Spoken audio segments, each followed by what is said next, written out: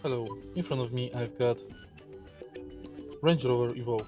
In this video I'll show you how to use voice tags.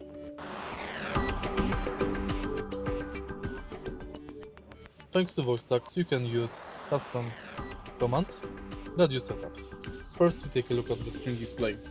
Go to Setup and Voice. Enter voice tags and select voice tags for phone, navigation or radio. Add the new voice tag, enter number and press OK.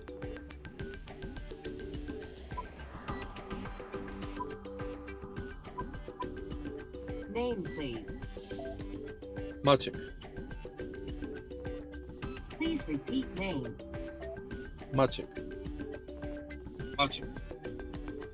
Stored. And it's done. If you find this video helpful, please leave like, comment and subscribe.